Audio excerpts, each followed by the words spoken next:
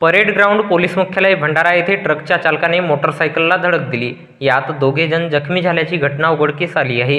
या प्रकरणी आरोपी ट्रक चालकावर भंडारा पोलिसात गुन्हा दाखल करण्यात आला आहे.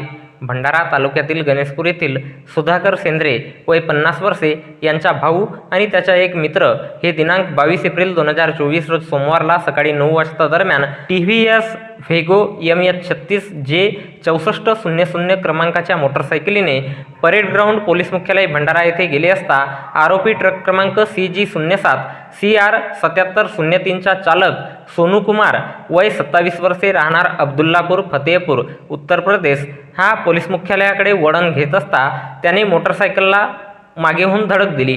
यात सुधाकर सेंद्रे यांच्या भावाच्या आणि त्याच्या मित्राच्या पायावरून ट्रकचा टायर गेल्याने दोघेही जखमी झाले तसेच मोटरसायकलचे नुकसान झाले.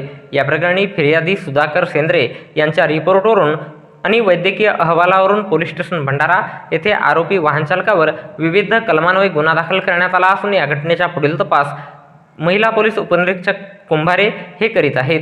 तर याबद्दलची माहिती भंडारा जिल्हा पोलीस दलाच्या वतीने दिनांक 23 एप्रिल 2024 रोज मंगळवारला एका प्रसिद्धीपत्रकाच्या माध्यमातून देण्यात आली आहे.